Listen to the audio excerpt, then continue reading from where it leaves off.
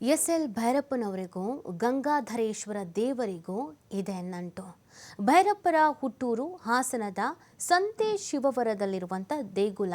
ಬಾಲಕನಿದ್ದಾಗಲೇ ಪ್ಲೇಗ್ಗೆ ತುತ್ತಾಗಿದ್ರಂತೆ SL. ಭೈರಪ್ಪನವರು. ತನ್ನ ಮಗ ಉಳಿಯಲ್ಲ ಅಂತ ದೇವಾಲಯದಲ್ಲಿ ಬಿಟ್ಟು ಬಂದಿದ್ರಂತೆ ಅವರ ತಾಯಿ. ಭಿಕ್ಷಾಟನೆ ಮಾಡ್ತಾ ಇದ್ದ ಜಂಗಮ ಮಾದೇವಪ್ಪನವರ ಮಡಿಲಿಗೆ ಹಾಕಿದ್ರು. ಈ ಮಗು ನನ್ನದಲ್ಲ, ಇನ್ನು ಮುಂದೆ ನಿನಗೆ ಸೇರಿದ್ದು ಅಂತ ಹೇಳಿದ್ರಂತೆ. ಇವನು ಒಬ್ಬನಾದರೂ ಉಳಿಯಲಿ ಅಂತ ದೇಗುಲದಲ್ಲೇ ಬಿಟ್ಟು ಬಂದಿದ್ರು. ಬಳಿಕ ದೇವಾಲಯದಲ್ಲಿ ರೋಗ ಮುಕ್ತರಾಗಿ ಬಂದಿದ್ರಂತೆ ಭೈರಪ್ಪನವರು.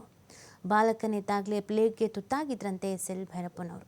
ಎಸ್.ಎಲ್. ಭೈರಪ್ಪನವ್ರಿಗೂ ಗಂಗಾಧರೇಶ್ವರ ದೇವರಿಗೂ ನಂಟಿದೆ ಅನ್ನೋದನ್ನು ಅವರ ಆಪ್ತರು ಇದೀಗ ಹೇಳ್ತಾ ಇರೋದು. ಕೆಲವೊಂದಷ್ಟು ಸಂದರ್ಶನದಲ್ಲಿ ಭೈರಪ್ಪನವರು ಕೂಡ ಇದನ್ನು ಹೇಳ್ಕೊಂಡಿದ್ದಾರೆ. ಇವರಿಗೆ ಭೈರಪ್ಪ ಅಂತ ಯಾಕೆ ಹೆಸರು ಇಟ್ಟರು ಅನ್ನೋದನ್ನು ಕೂಡ ಅವರು ಉಲ್ಲೇಖಿಸುವಂಥ ಸಂದರ್ಭದಲ್ಲಿ ಬಾಲ್ಯದ ದಿನಗಳನ್ನು ಅವರು ನೆನಪಿಸಿಕೊಂಡಿದ್ದು ಕೂಡ ಇದೆ.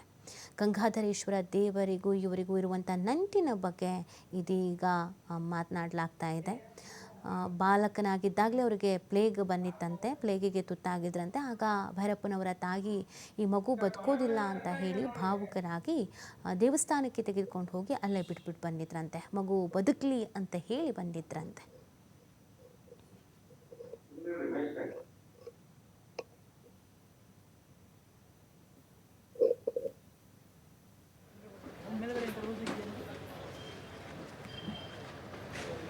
ನೋಡಿರಿ ಹಾಗೆನಾ